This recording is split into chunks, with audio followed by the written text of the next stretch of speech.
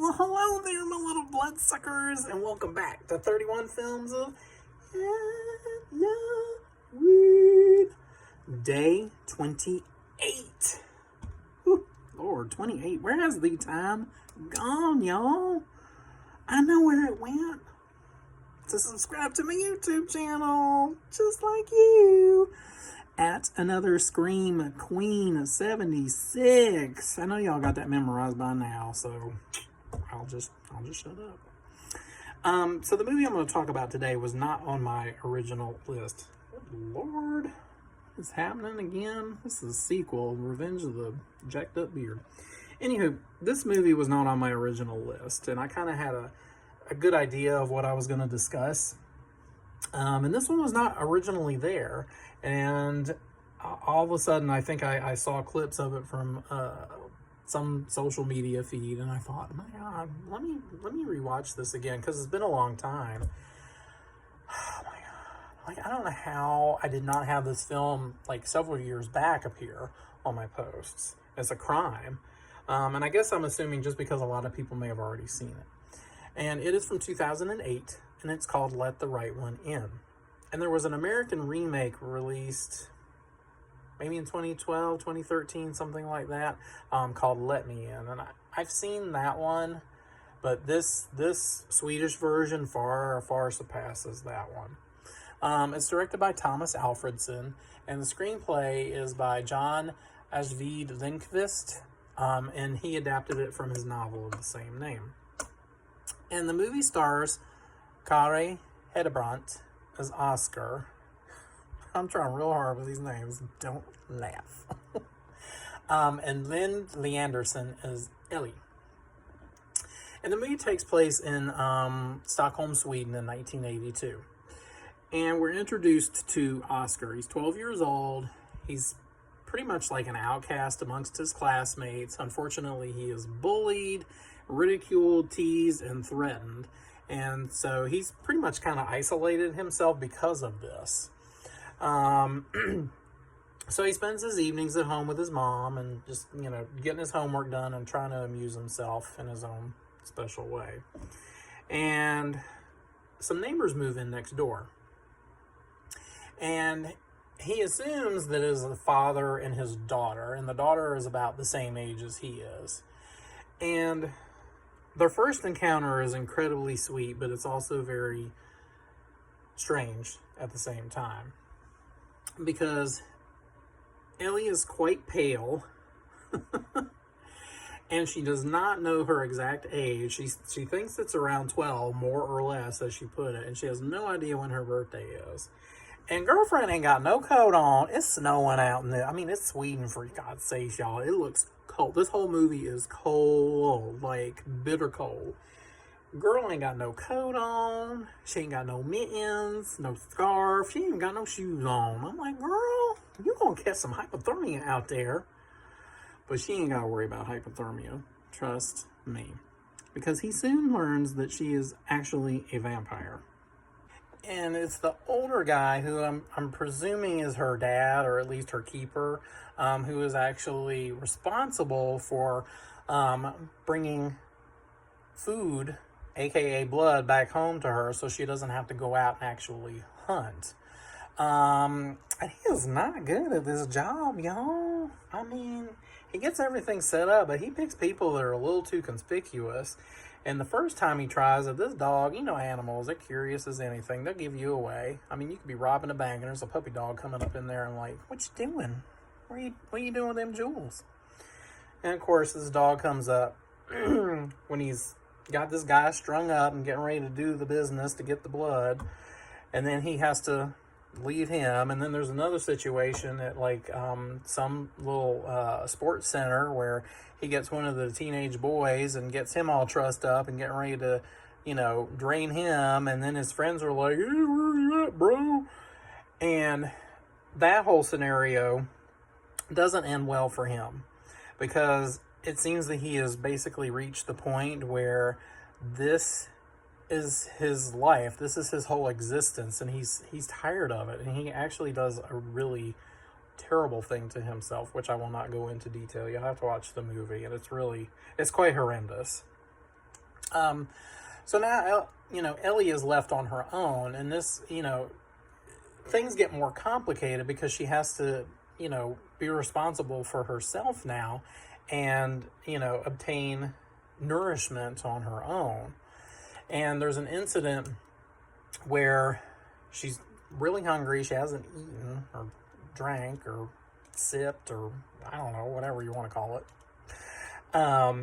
And there's this guy coming home. He's been hanging out with some friends and stuff, and he's a little intoxicated. And she's under the bridge, and she feigns like sickness and stuff, like she really needs some help. And of course, he believes her, because why would you not believe a 12-year-old girl with no coat, no mittens, no scarf, and no shoes under a bridge when it's like frigid cold outside? So he goes to pick her up to help her, and she's all like a gremlin on him, like. And it does not end well for this gentleman.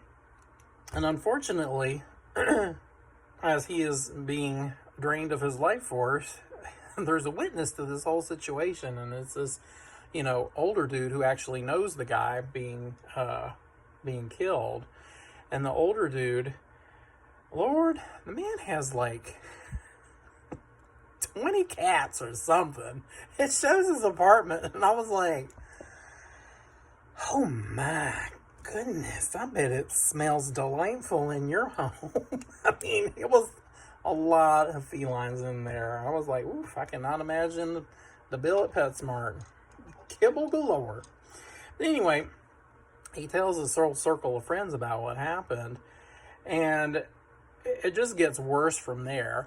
But this bond between Oscar and Ellie starts to deepen even more, to the point where, Oscar is starting to develop some feelings for her, even though it feels more like a friendship, but he feels like he's developing these romantic feelings.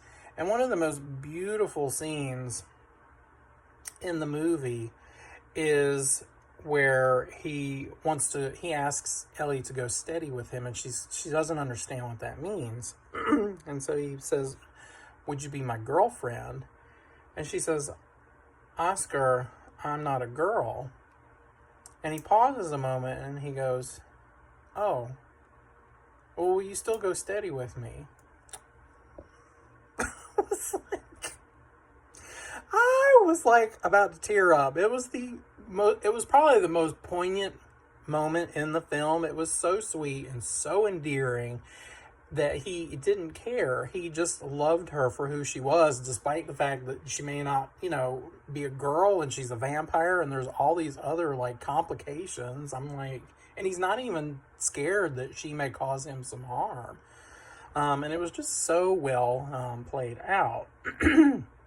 And Oscar still has his issues with the bullies in this film. These guys are dicks, man. I'm telling you one thing, I don't fucking tolerate any kind of bullying. Excuse my French, my Swedish, but I do not tolerate any of this bullying nonsense. It makes my blood boil. And these guys are so hateful and just belligerent and arrogant, and snarky and vicious and cruel to this poor kid. And he tries to defend himself the best way he could, because Ellie has told him, you need to fight back. And he does at one point, but it has terrible repercussions. But don't you worry, because revenge is a dish best served cold. The Lord, it is cold in this movie. I need to put a parka on. Especially when Ellie's like walking around with no shoes on and she got ice and snow stuck to her feet. I was like, girl, no. Put some moccasins on. Whew, odd. Anyway, the movie is just gorgeous to look at. It's so well filmed with some of its angle shots and how the camera pivots when he first meets Ellie when they're on this jungle gym, because the camera just does this quick spin and it shows her at the top. And Ellie is framed so well throughout the entire film. We know that, of course, she's permanently 12 years old because she's a vampire, but there are moments where the camera does something where her face looks almost ancient and her voice has this deeper cadence to it. The ending to this movie is utterly amazing, and if you've seen it, It's the swimming pool scene. If you've seen it, you know exactly what I'm talking about. And it is filmed so well. I know it's a foreign film, and the Oscars does have a category for best, foreign international film. Man, this movie should have got recognized for some other things from the Academy, and I'm sure it did in its home country, as it so rightfully deserves. But I am going to give Let the Right One In. I'm so tired, I almost forgot the name of the movie. I'm going to give Let the Right One In 5 solid pumpkins. Like, it is probably, I know there's that list that's out there, like the 25 best horror movies of the 21st century, and I do believe this movie is actually on the list, and it deserves to be. If it was not, it would be criminal. So 5 pumpkins, please. I know some people do not like foreign or international films. They hate the subtitles, but please, please, this movie is so well told and well executed and well filmed, and the actors, the 2 child actors, are just marvelous, and it breaks your heart. I mean, it's about loneliness and isolation and just the agony of adolescence, but it's also about personal strength and triumph and standing up for yourself. It's a great coming of age story, and the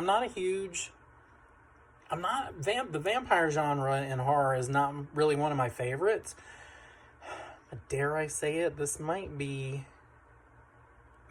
my favorite vampire film. I'm going to just lay it out right there. So 5 pumpkins, please watch it. And until next time, if you see a little vampire girl running around outside with no shoes on, please take her to, like, Burlington Coat Factory or Shoe Show, or Lord, even take her to the Goodwill and get her some slippers, please.